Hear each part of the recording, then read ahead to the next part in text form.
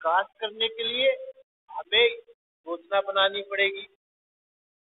उस योजना पर चलकर हम अपना विकास कर सकते हैं। बिना योजना के कोई विकास नहीं हो सकता।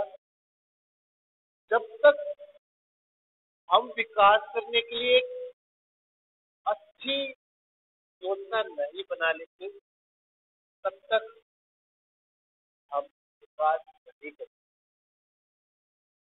विकास पूरी तरह निर्भर करता है जो हमने अपनी योजना बनाई है।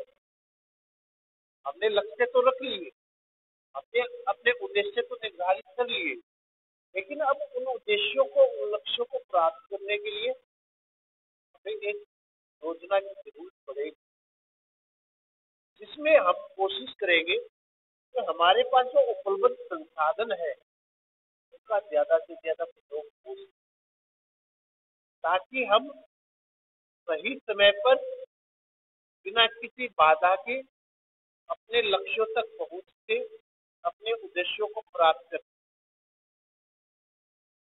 और इसी नियोजन का सहारा लिया हमारे देश के नेताओं ने, हमारी सरकार ने। आजादी के बाद जो भारत के सामने एक मुख्य चुनौती थी देश का आर्थिक विकास करने की, उस चुनौती से निपटने के लिए हमने एक रास्ता चुना कि हम अपने लक्ष्य और उद्देश्यों को निर्धारित कर देंगे। ये निर्धारित कर देंगे कि उन लक्ष्यों को कब तक प्राप्त करना है और किन संसाधनों का प्रयोग करते हुए प्राप्त करना है, ताकि हम अपने देश का आर्थिक विकास करें। ये है नियोजन प्लानिंग। कोई भी काम हो वो बिना नियोजन के हम नहीं कर सकते। अपने लक्ष्यों को प्राप्त करने के लिए हमें एक अच्छी योजना बनानी होगी, तभी हम अपने लक्ष्य को प्राप्त कर सकेंगे। यानी कि जो हमारे लक्ष्य है उनकी प्राप्ति इसके ऊपर निर्भर करेगी हमारी प्लानिंग से, कि हम कैसी प्लानिंग बना रहे, कैसे उसे इम्प्लीमेंट कर रही है। भारत सरकार ने अपने देश का आर्थिक विकास करने के लिए एक प्लानिंग कमीशन स्थापित किया। Planning commission setup in March 1950 under the chairmanship of prime minister. हमारी सरकार ने देश का आर्थिक विकास करने के लिए मार्च 1950 में योजना आयोग की स्थापना की, जिसके जो अध्यक्ष थे वो प्रधानमंत्री होते थे। This planning commission was set up by a resolution of the government of India. ये प्लानिंग कमीशन था तो मंत्रिमंडल के द्वारा लिए गए एक निर्णय के द्वारा स्थापित हुआ था कि कोई कानून नहीं बनाकर लोकसभा, राज्यसभा या मैं कहूँ कि हमारी संसद से पास हुआ कोई कानून नहीं था, बल्कि मंत्रिमंडल द्वारा लिया गया एक निर्णय था। उस निर्णय के द्वारा प्लानिंग कमीशन को स्थापित कर दिया गया था, जिसके जो अध्यक्ष थे वो प्रधानमंत्री थे। It became the most important central machinery for deciding what path and what strategy India would adopt for its development. ये जो प्लानिंग कमीशन था, अब इसके ऊपर सारी रिस्पॉन्सिबिलिटी थी, इसको सारी जिम्मेदारी दी गई देश का आर्थिक विकास करने के लिए। प्लानिंग कमीशन देश का आर्थिक विकास करने की स्ट्रेटजी का निर्माण करता था। As in the USSR, the Planning Commission of India opted for 5-year plan. The idea is very simple.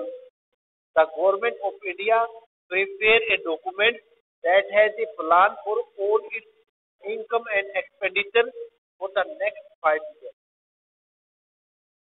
जैसे USSR में विकास करने के लिए जो पंचवर्षीय योजनाओं का सहारा लिया गया था, इसी तरह भारत में जो योजना आयोग था उसने पंचवर्षीय योजनाओं का सहारा लिया देश का आर्थिक विकास करने के लिए। देश में 5 सालों के लिए योजनाएं बनाई गई। उसके लिए इनकम एक्सपेंडिचर का एक डॉक्यूमेंट तैयार किया गया कि हमें किस लक्ष्य की प्राप्ति के लिए किस क्षेत्र में कितना पैसा खर्च करना है, क्या लक्ष्य प्राप्त करना है और कितने समय से वो प्राप्त करना है। Accordingly, the budget of the central and all of the state government is divided into two parts. Role plan budget that is spent on routine items on a yearly basis and plan budget that is spent on a 5-year basis as per fixed by the plan. जो भारत का budget था तो 2 भागों में बांटा गया। एक वार्षिक बजट के तौर पर जिसमें हम 1 साल के लिए जो इनकम एक्सपेंडिचर होना था वो तय करते थे। दूसरा जो 5 ईयर प्लान पर हमें खर्च करना था उसका निर्धारण किया गया। A 5-year plan has the advantage of permitting the government to focus on the larger picture and make long-term intervention in the economy. पंचवर्षीय योजनाओं का फायदा क्या हुआ कि इससे जो सरकार थी वो स्वतंत्र हुई कि वो अपना ज्यादा ध्यान केंद्रित करके देश का विकास करने के लिए जो लंबी अवधि की दीर्घ अवधि की योजना है उनके ऊपर अब सरकार ज्यादा ध्यान केंद्रित करेगी इन पंचवर्षीय योजनाओं के माध्यम। The draft of the first 5-year plan released in December 1951 and second 5-year plan released in 1957. अब हम जो फर्स्ट और सेकंड 5-year प्लान में एक अंतर था उसको करेंगे।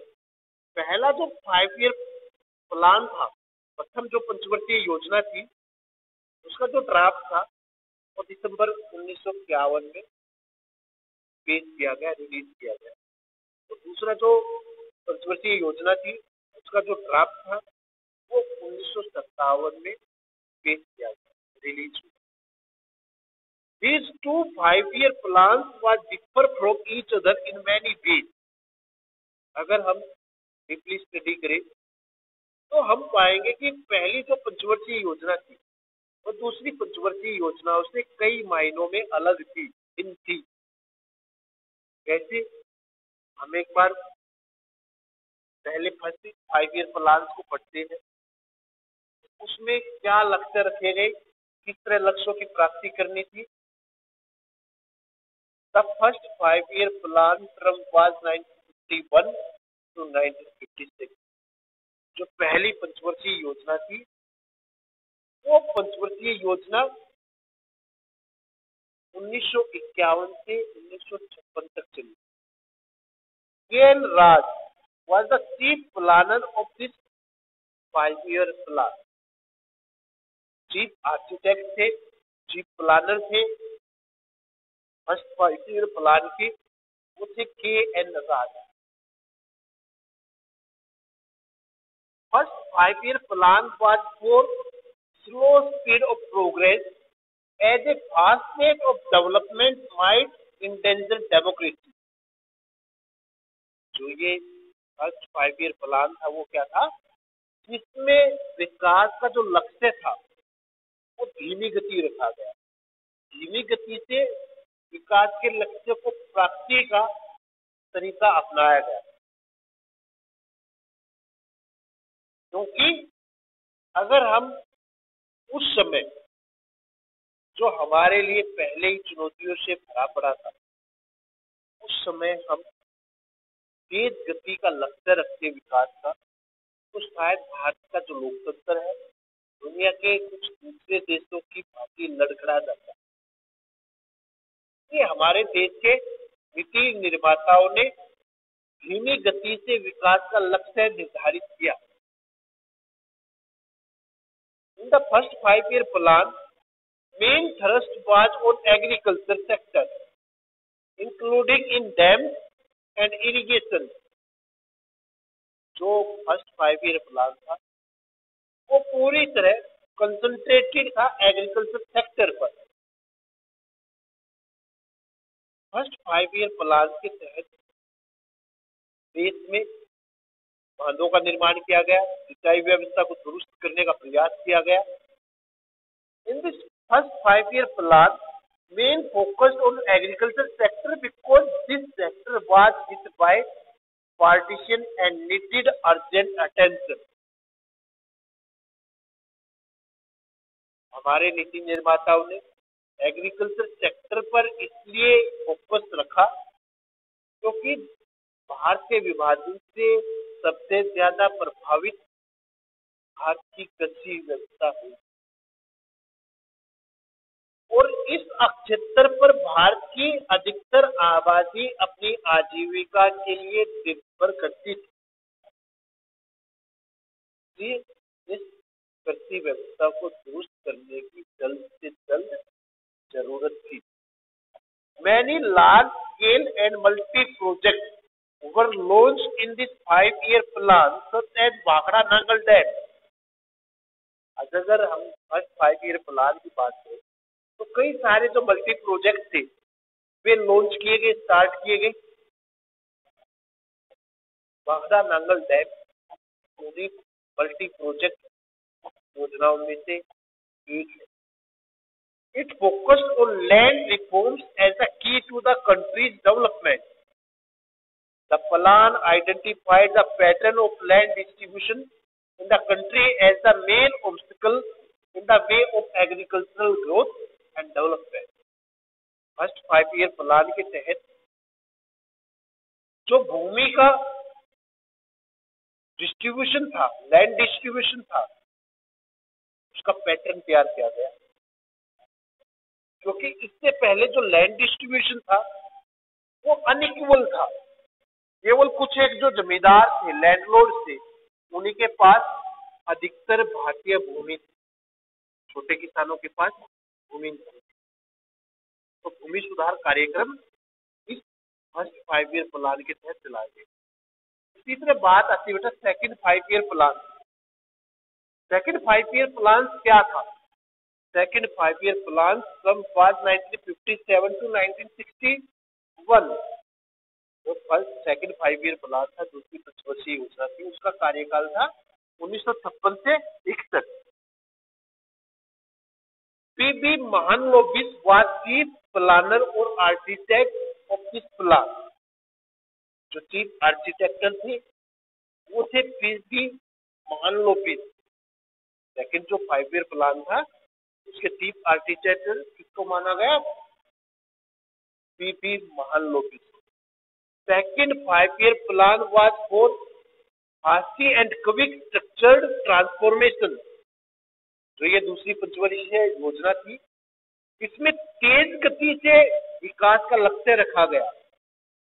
इन the second 5 year plan main focused on industrialisation. दूसरी पंचवर्षीय जो योजना थी वो मेनली इंडस्ट्री जो सेक्टर था, जो हमारा इंडस्ट्रियल सेक्टर था, उसके ऊपर फोकस करती थी, उसके ऊपर जोर देती थी कि देश में औद्योगिकीकरण को बढ़ावा देना चाहिए ताकि देश का आर्थिक विकास जल्द से जल्द हो सके। It reflected the socialist pattern of society, so heavy tariff taxes imposed on import to protect domestic industries from foreign competition। जो ये सेकंड 5 ईयर प्लान थी, ये समाजवादी विचारधारा पर आधारित, इसलिए जो भारी भरकम टैक्सेस थे इंपोर्ट पर, एक्सपोर्ट पर, वे लगाए गए ताकि जो हमारे देश के घरेलू उद्योगपति है, हमारी जो देसी कंपनियां हैं, उनको विदेशी प्रतिस्पर्धा से सुरक्षित किया जा सके। It encouraged public and private industries to grow. Electricity, railways, steel, machinery, communication developed in public sector। Electricity, railway, steel, machinery, communication, इन परियोजनाओं पर ज्यादा जोर दिया गया सेकंड 5 ईयर प्लान।